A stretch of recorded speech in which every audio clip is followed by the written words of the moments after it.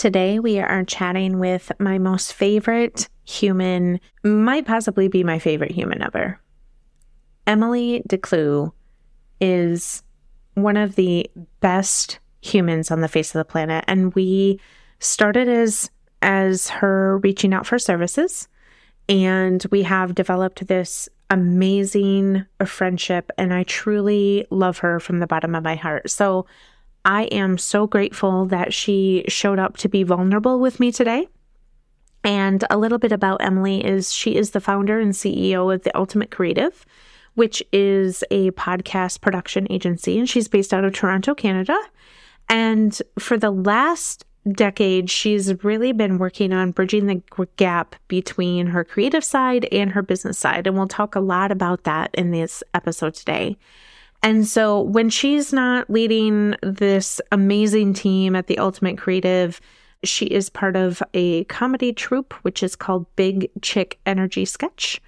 And she has a wonderful husband, Justin, who is also in the creative space. And she's an actor. She is a podcast host as well called The Ultimate Creative.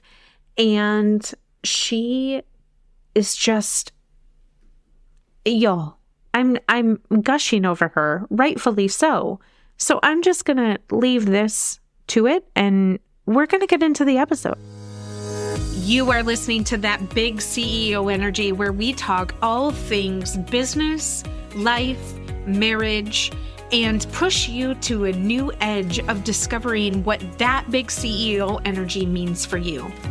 Listen, I understand that we have barriers that we carry from when we were once employees, and those have impacted us as we continue to build our businesses. I'm here to walk alongside you and give you encouragement through interviews with friends and other women in business who have broken down those barriers and paved their own way.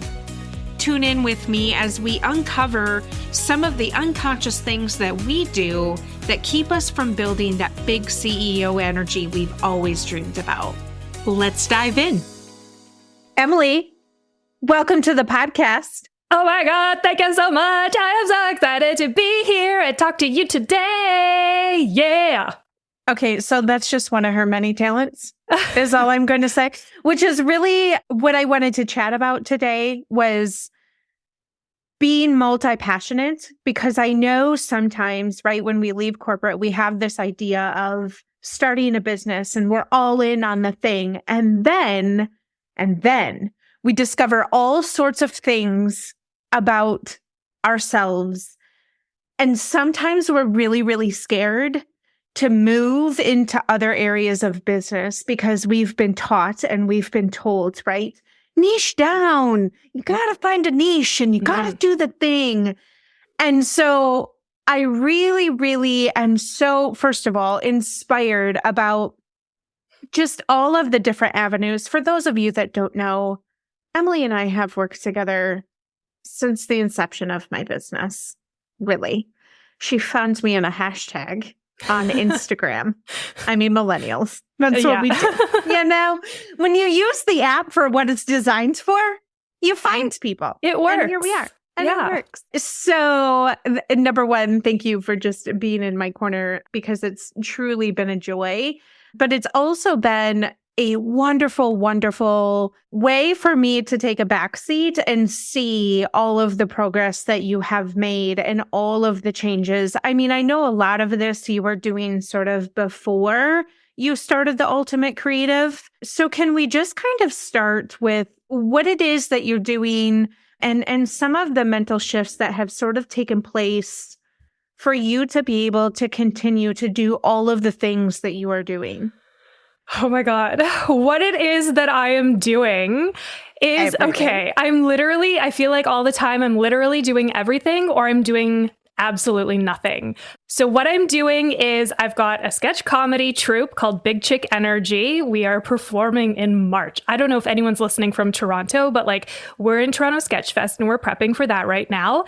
I am a filmmaker. I just wrapped on a short film for the Canadian Film Igniter Comedy Challenge. It's 1 month with a prompt to make a film based on this thing. There's 40 other filmmakers making films right now.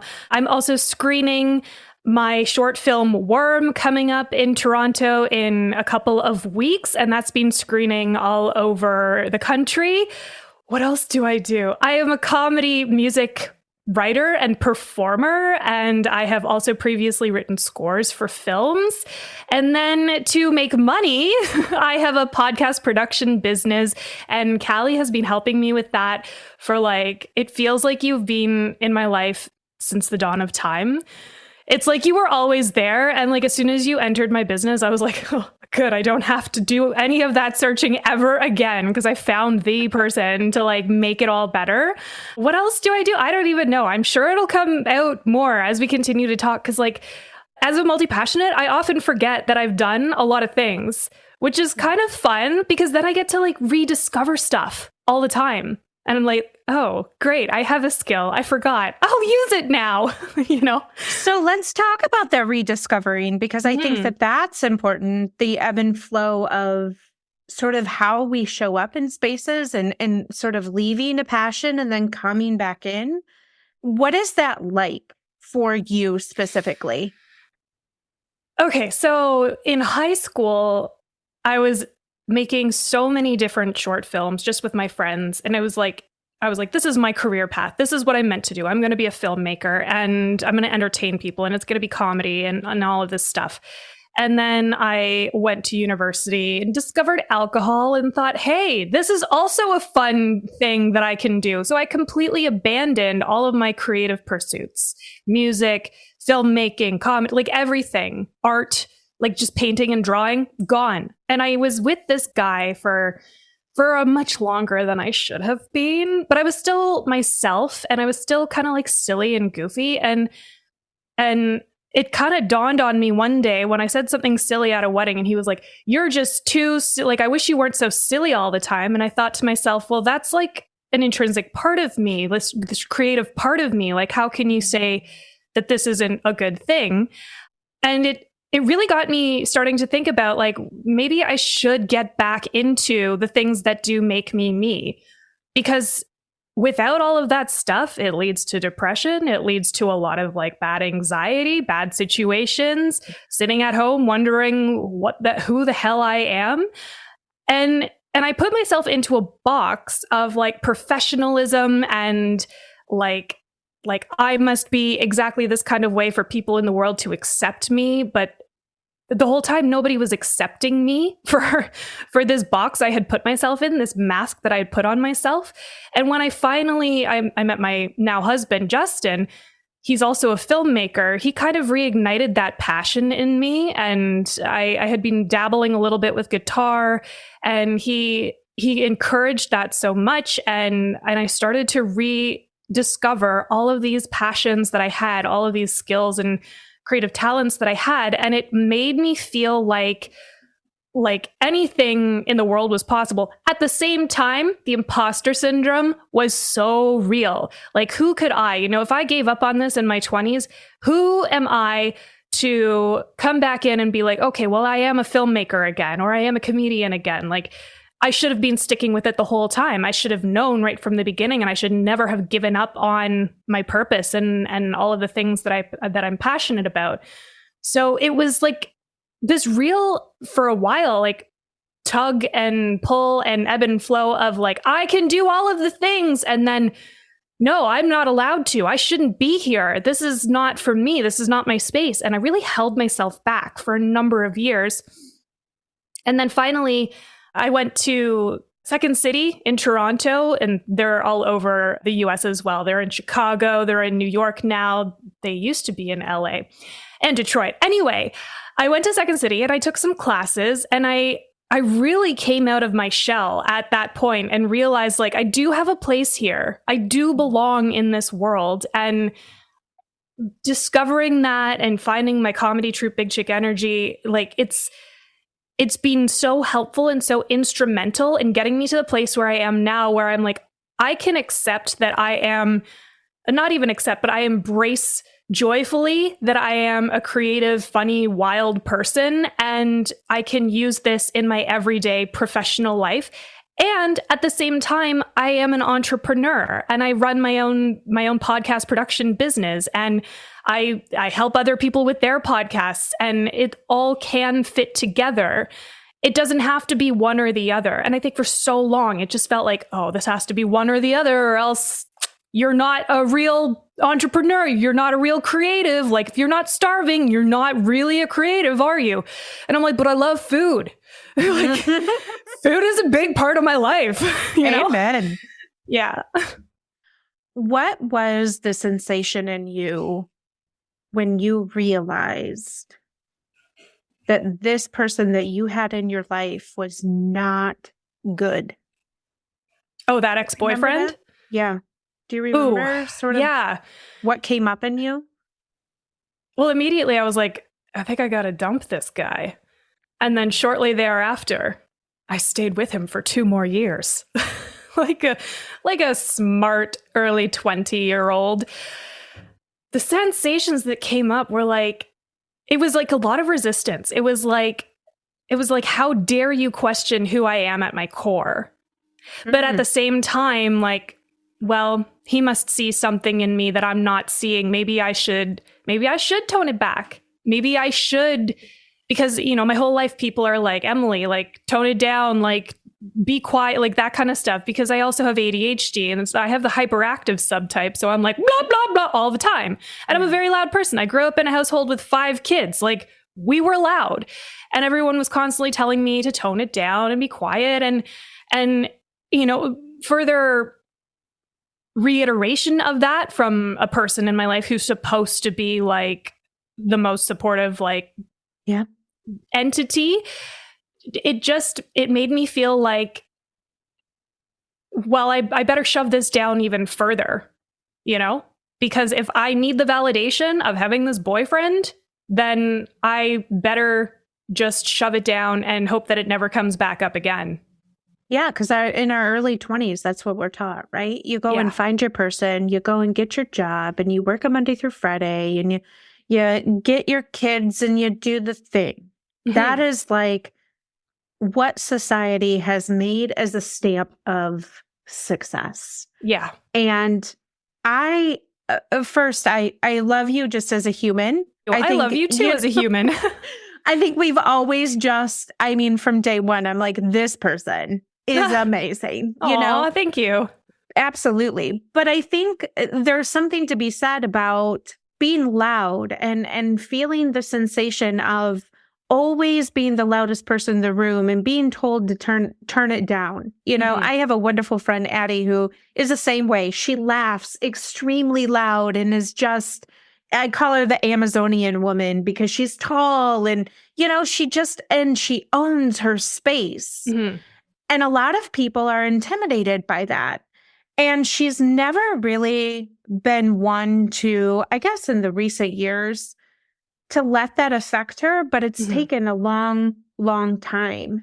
Yeah. And I think one of the things that really is calling out to me and the things that you say is this happened in your 20s. Mm-hmm. And during our 20s is just a tumultuous time. Really. It's very traumatic. It's very like we talk about the developmental stages of like children, but we don't really talk about it as it extends into our 20s. Like, you know, by your 30s, you sort of have stuff figured out, but we really should be emphasizing to people like you're still figuring it out in your 20s, and it's okay that you have no clue what's going on because the expectations are so high. And especially for millennials, like we were like, they were like, all right, come and work for us for free for 60 to 70 hours a week. And we're like, all right, here I come. Let me do it. I am so hungry, you know? Yeah. Just looking constantly for that validation. And to have to do that in your 20s, it's like, ew, it strips away any sort of sense of humanness about a person, I feel. for me anyway. Yeah. The 20s are an interesting time. And I think the big takeaway here for anyone listening is if you are in your 20s, please, that gut, when you know that something, and if I could, and I'm sure you would give this piece of advice, is like when you start to feel that it is not there just because it's willy-nilly. Mm-hmm. It is not there just because it's like, hey, yeah, we're going to give you this weird sensation and we think you should do nothing with it. Do something with that, because it's worthwhile taking the time in your 20s to figure that out. Yeah. Because I think now when I'm mid-30s, that's the point in which I'm starting to realize, oh, that's what that feels like. Mm-hmm. Oh, yeah. And that's what that means. Interesting. Yeah. So I'm actually going to listen now. I'm actually going to do the thing, and having people in your corner that support you for who you are is super important. I know that, Justin he seems like the most gracious man. And he truly is. He's so wonderful. You do your thing, know? He encourages it. I don't think I could have ever found a better life mate, soulmate in any possible iteration of my life. Like, he's truly amazing. Yeah. I think we get in the really good societal idea of just settling, of just doing the thing. And I know that, you've had the comedy reel, you are still doing that. You have the podcast agency, and now we've thrown in a little bit of like wedding. Oh yeah, that she too. She just got married. I did. And she did it all herself with the help of her gracious mother, who is stunning, by the way. I will let her know you said that. Oh my gosh, please do. And so this is another added layer. Can we go there and talk a little bit about kind of what brought that into the arena? Yeah. Well, about 12, 11-ish years ago, maybe 13, I don't know, whatever. Time is meaningless. Anyway, about that duration ago, I actually went to school for event management. And it was a postgraduate. Really? Yeah, it was a postgraduate degree. So my first college diploma was for baking and pastry arts management. So I'm also a pastry chef. I don't use it professionally, though. This is what I'm saying. Like, we're going to discover more things because I always forget because I've done 5 million things. Amazing. Yeah. So I went to school for event management, and that kind of led me into the corporate world, actually, where I was working in nonprofit events, and it got me into marketing, and it got me into graphic design and all of that sort of stuff until it eventually made me lose my brain, and I quit because it was so toxic and awful. But that's not the question you asked me. The question you asked me was about the wedding stuff and where it came from. So I've always had, I love organizing events. I organize a lot of the stuff, or previously organized a lot of the stuff for my comedy troupe, Big Chick Energy. And since then, a bunch of the chicks have taken over some stuff, which is really great too, because I like taking breaks. I love planning events, and planning my own wedding really reinvigorated me around events, because it's just, especially because it's around love. It's a celebration of love. It's so much more exciting to me than planning a stuffy, boring corporate event where a bunch of white, middle-aged men come into a room, have their muffins, have their grilled chicken salads, and call it a day. And what have we really gained in the world? Whereas with a wedding, you're uniting families, you're bringing people together, you're celebrating love and joy. Hopefully you are. I know there's some cases where that's not true, but for the most part, that's what we're doing. And it doesn't, at least now in Canada, thankfully, it doesn't discriminate who is in love and who is allowed to celebrate their love. And I just think it's like such a beautiful thing. And I love that I am going to be able to be part of it. The other bonus is that in the summertime, people tend to take breaks from their podcasts. So it is a really good complementary balance for the podcast business because people get married in the summertime. And nobody wants to podcast in summertime. So it's a nice way to keep me busy and not super duper bored and just spread more love and more joy. I love it. And here's the thing. Somebody's probably listening to this and going, that is a lot of stuff to manage. And that is a lot of stuff to do.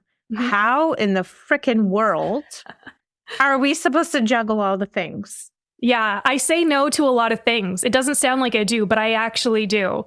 I have learned what my limits are.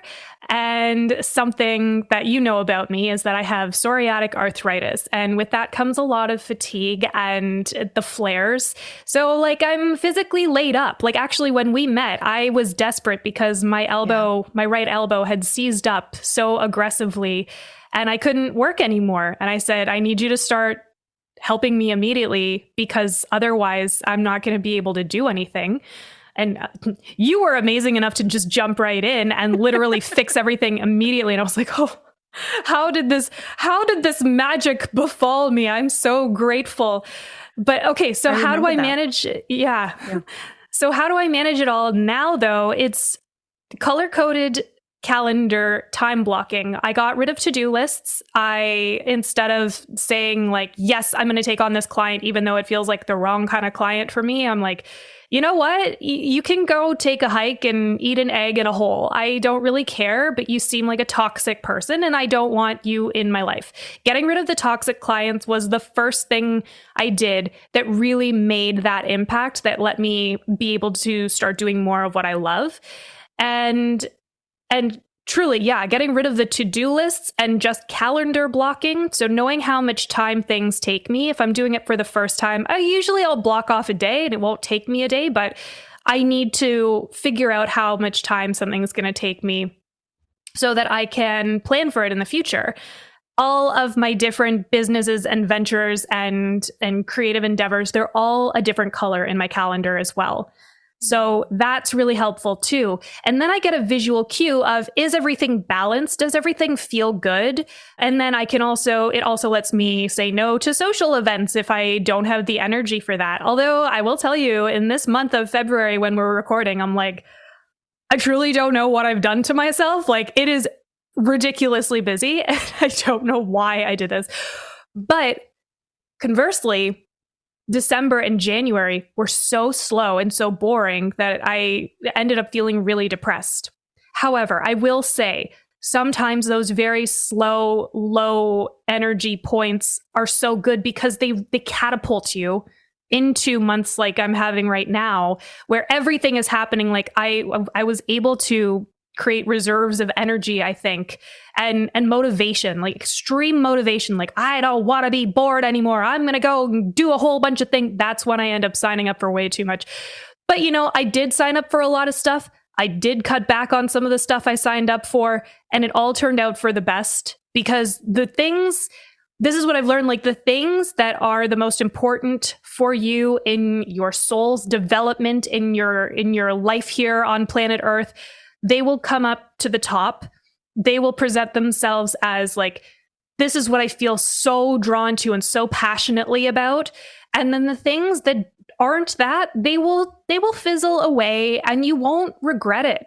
I used to feel like I'm going to regret it if I don't take on literally every opportunity, but I don't anymore because I know then I get to spend so much more time doing the things that I'm truly passionate about and that I feel really good about.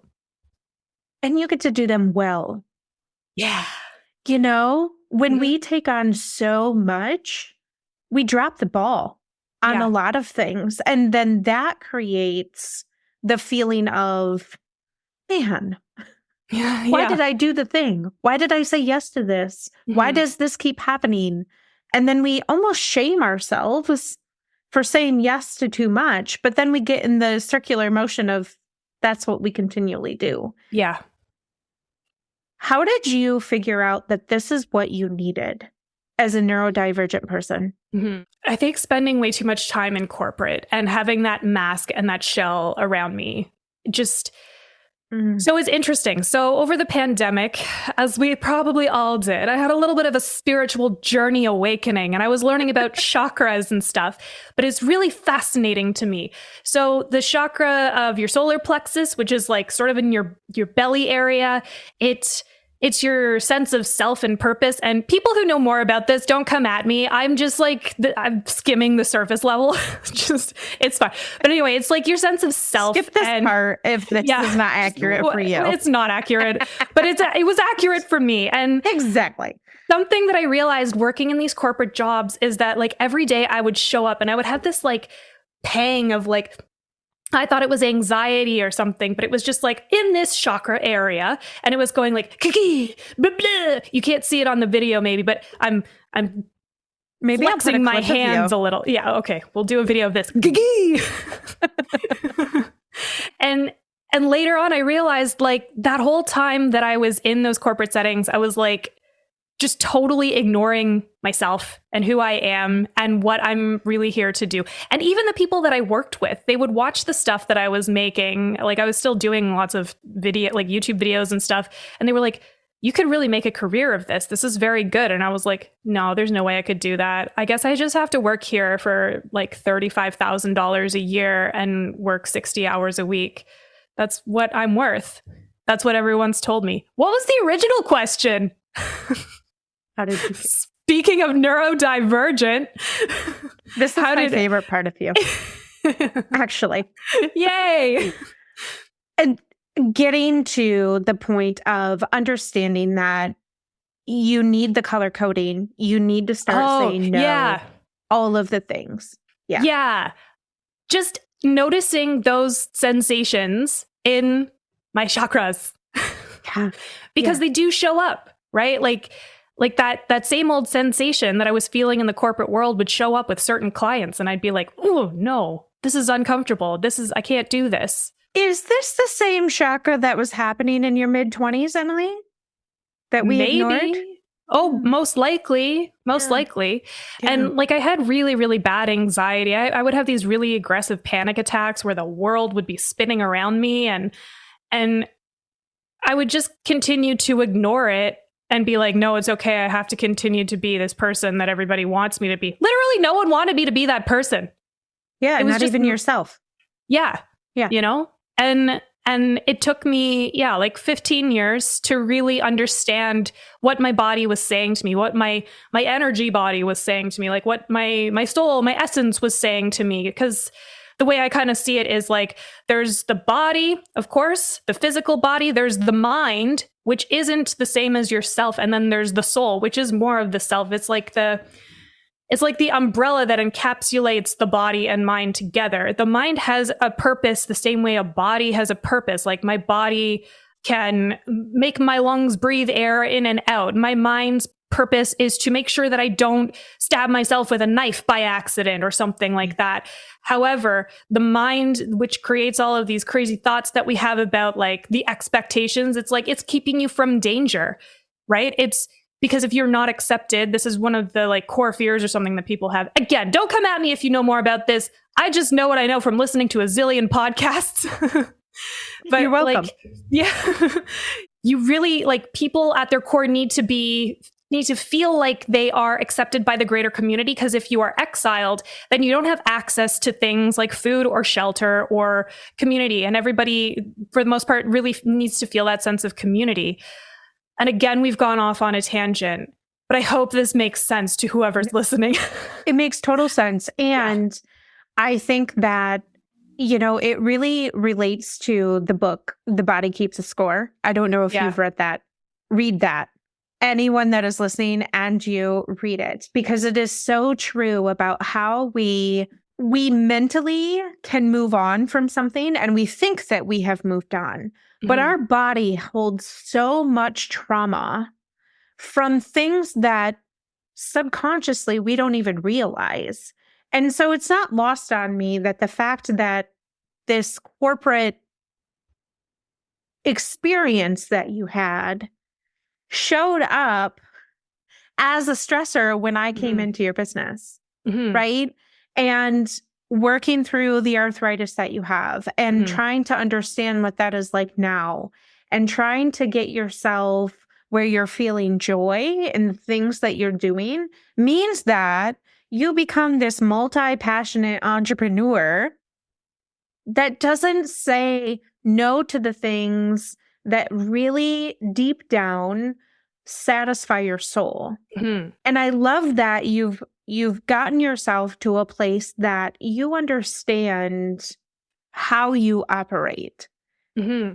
And you could have only done that if you sat into the deep work. You know, I remember having tons of conversations and sometimes we still have them about getting rid of toxic or people that don't serve us in our life, right? Mm-hmm. And just us having these conversations and seeing you evolve of it's no longer coming to me and saying, what do you think I should do? It's coming to me and saying, by the way, Yeah. I told XYZ person to kick rocks because this is not what I'm doing. And I'm so proud of you for doing that. Yay. But at the same time, I think that it's unpacking the shit that you have walked through in corporate America. Mm-hmm. And I heard this thing like a few months ago, and he, by the way, said people that leave corporate and become entrepreneurs are people that are unemployable. Ha! And I thought to myself, that's interesting. And I would have finished the sentence by saying the reason that we're unemployable is because we figure out that corporate is a toxic environment.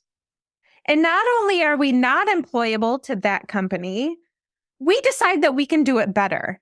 Mm-hmm. And And they for don't more like that. money. And for No. more money. They don't like it because it means that, like, it's sort of like you evolve once you, I don't want to use the word evolve, but like you kind of emerge. That's the word I'm looking for. Another E word. You emerge from sort of this shell that's being, or these blinders that have been placed on you from your adolescence, like get a good job, make money, stay at the job forever, do what your boss says. You know, we're trained for that in school as well. Do what your teacher says, get good grades. It's all sort of like the same system. And it's like literally school was created to make people employable. But I didn't fit the mold in school like many, many people. And I didn't fit the mold in corporate environments either.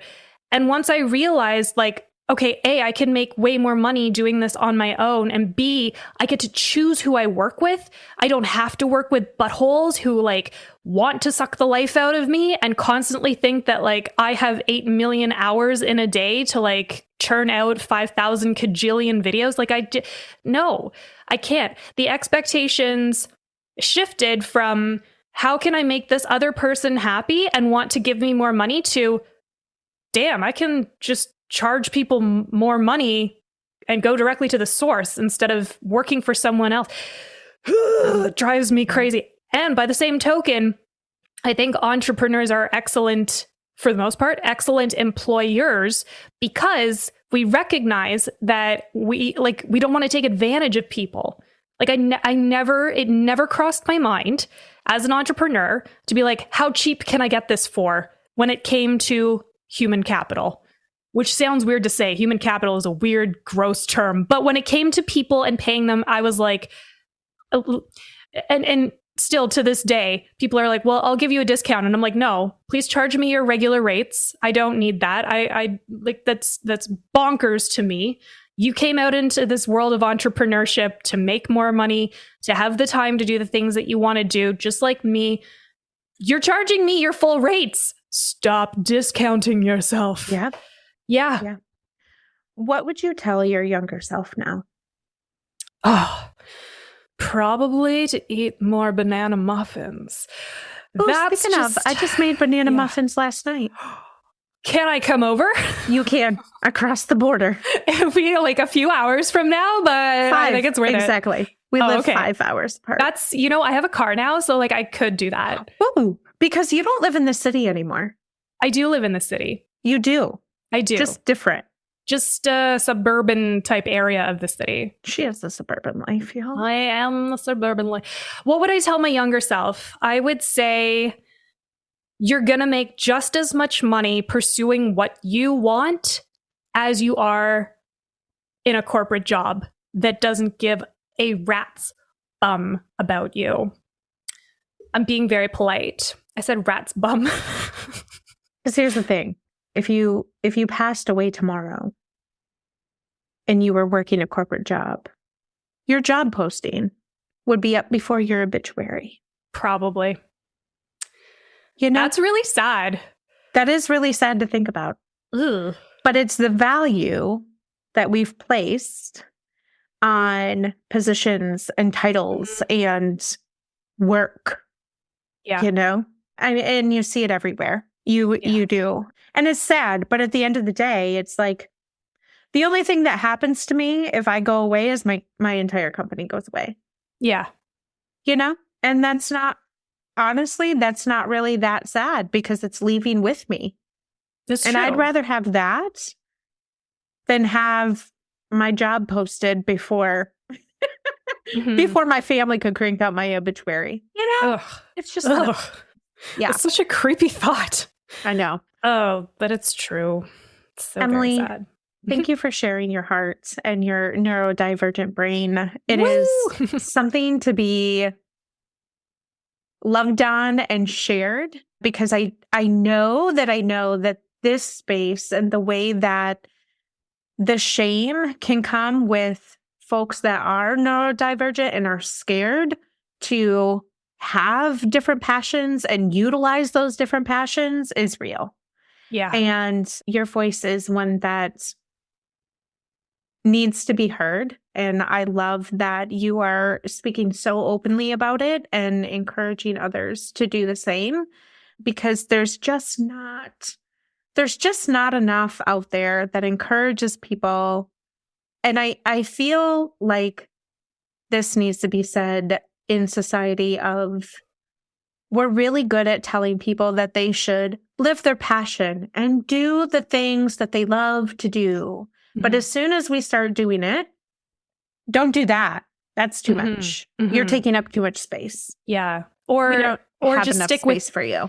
Just stick with the one thing, because if you do too many things, then no one's going to understand you and no one's going to be able to figure out what you do. And like, how dare you have more than one passion when some people don't even have one that they can follow? Right. Yeah. Yeah. Oh, so good. So good. My love, thank you for sharing my space. Thank you so much for having me. I am going to put, there's probably going to be a million of them, but I'm going to put all of your links in the description below where people can find if they need a wedding, if they need a podcast edited, if they, if they need a comedy show. Comedy. Yeah. I'm telling you, listen, big sketch energy, right? Big chick energy. Big chick energy. Yeah. Big chick energy. Yeah. I love it. Like the big CEO energy. Not to be confused. My love, thank you so much. And it's truly been a pleasure. Thank you. Have a wonderful day.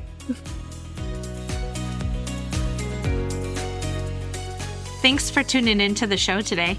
If you heard something that helped you, I would love it if you would leave a review and share it with your friends. This helps more people just like you become inspired to move the needle of their big CEO energy into a positive direction. If you would like to learn more about how I can help you streamline and position your business for growth or lead your business as a CEO, feel free to jump into the show notes with all of the links to find me. And don't forget to head over to Instagram so we can be pals.